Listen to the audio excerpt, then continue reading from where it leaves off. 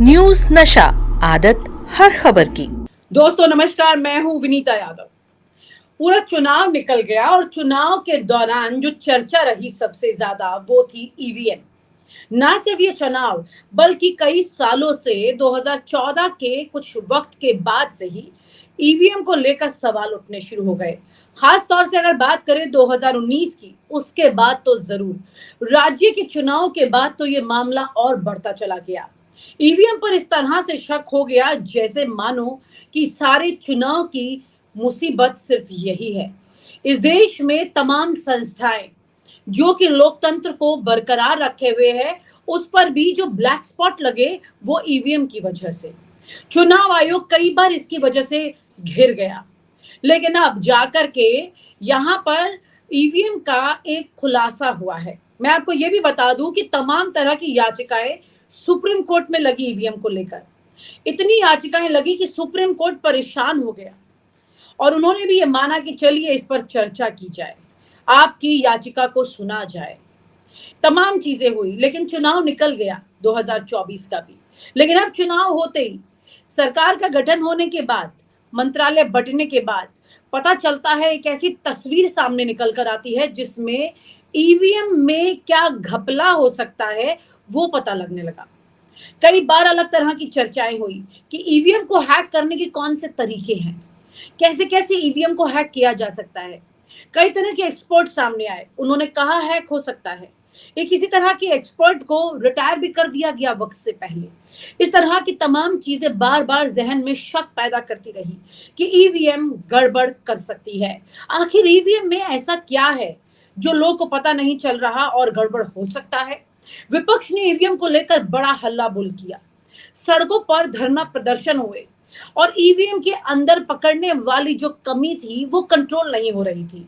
लोग कह रहे थे कि ईवीएम को रिमोट से किया जा सकता है, कोई कह रहा था सैटेलाइट से किया जा सकता है, कोई कह रहा नासा कर रहा है, कोई कुछ और अलग अलग तरह की चर्चाएं सामने आती रही।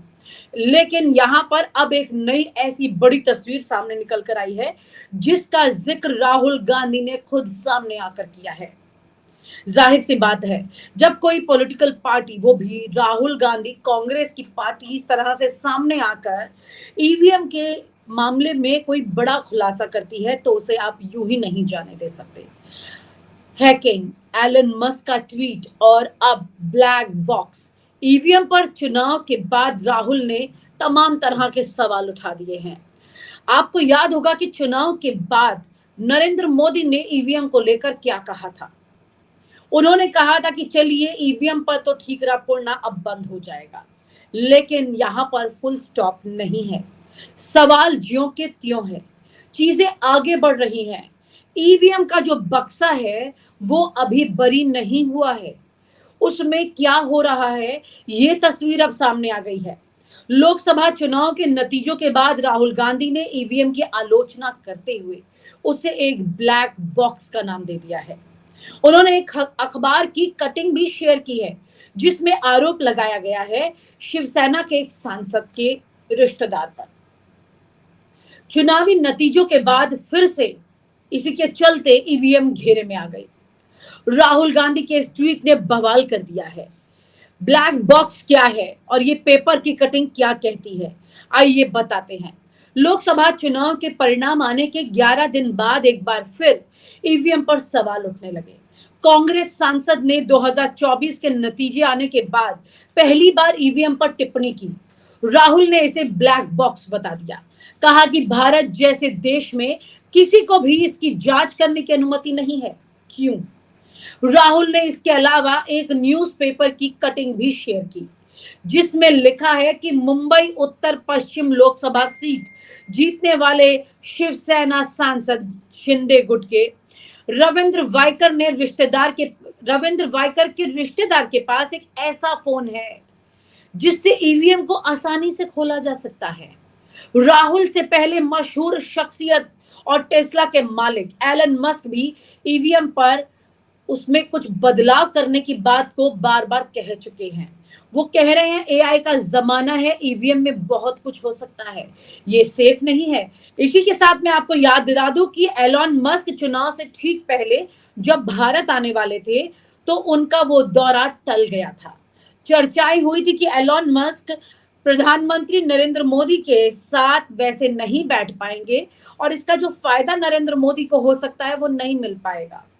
क्योंकि इसी के साथ साथ बड़ा सवाल ये है कि भारत से तमाम बड़े कद पद के लोग अक्सर यूट्यूब और ट्विटर और फेसबुक के मालिकों को फोन करते हैं, उन पर दबाव बनाते हैं अलग अलग तरह से, ताकि सोशल मीडिया पर बीजेपी की पकड़ सही रह सके और विपक्ष कमजोर हो सके। खैर, राहुल गांधी ने अपने ताजा एक्स पोस्ट के बहाने लिखा है कि भारत में ईवीएम एक ब्लैक बॉक्स है और किसी को भी उसकी जांच करने की अनुमति नहीं। हमारी चुनावी प्रक्रिया में पारदर्शिता को लेकर गंभीर चिंताएं हैं।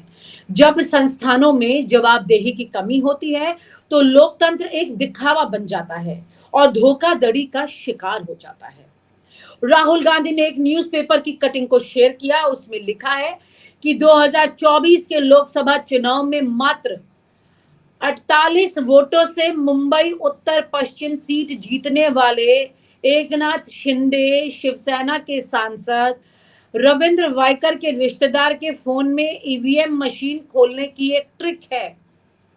उनके रिश्तेदार मंगेश पांडलिकर पर आरोप लगा है कि उन्होंने अपने मोबाइल फोन से ओटीपी जनरेट किया, ईवीएम मशीन को अनलॉक करने की कोशिश की।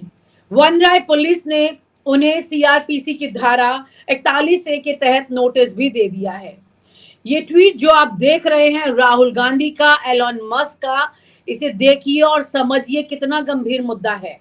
दुनिया के सबसे अमीर उद्योगपति और टेस्ला के मालिक एलन मस्क भी इससे पहले इलेक्ट्रॉनिक वोटिंग मशीन पर कई सवाल उठा चुके हैं।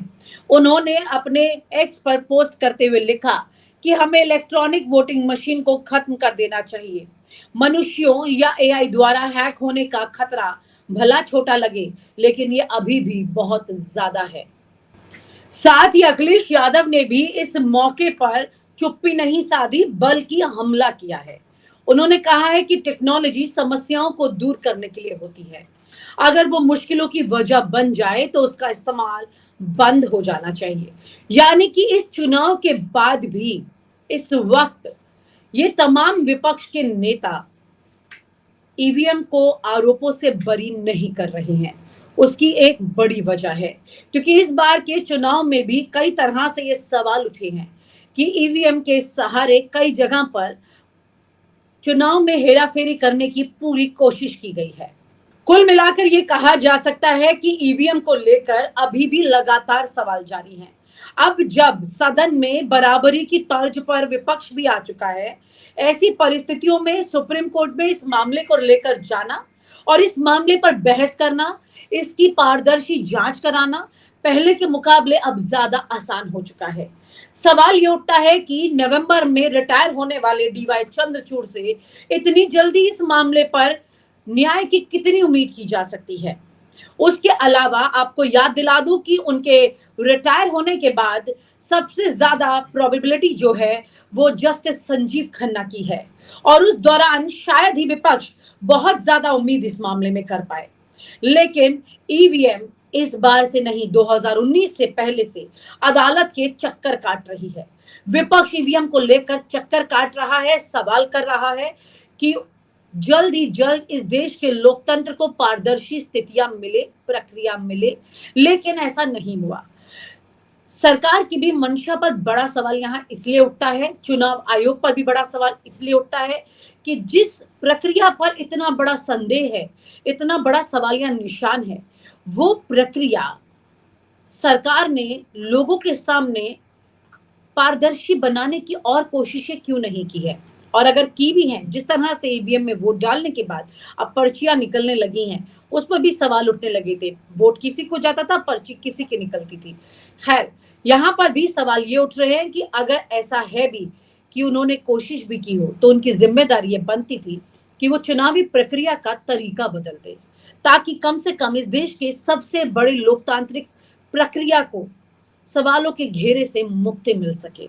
ऐसा अभी नहीं हो रहा है और जिस तरह से शिवसेना शिंदे गुट के सांसद के रिश्तेदार ने इस पूरी प्रक्रिया को एक और बड़े घेरे में लाकर खड़ा कर दिया है और जिस पर राहुल गांधी, अखिलेश यादव, एलन मस्क सब सवाल उठा रहे हैं। यकीन मानिए कि इस प्रक्रिया पर अब और ज्यादा सवाल उठने वाले हैं। जाहिर सी बात है कि ईवीएम अभी बरी नहीं हुई है और अगर नरेंद्र मोदी या चुनाव आयोग इस बात से अपने आप को मुक्त करना चाहें तो विपक्ष इन्हें मुक्त अभी फिलहाल होने नहीं देगा, क्योंकि ये सवाल इस वक्त देश के 140 करोड़ जनता का है। और आप हमसे जुड़े रहने के लिए सब्सक्राइब करें YouTube पर, फॉलो करें Twitter पर और लाइक करें Facebook पर। और ज्यादा जानकारी के लिए आपको टाइप करना होगा सिर्फ न्यूज नशा।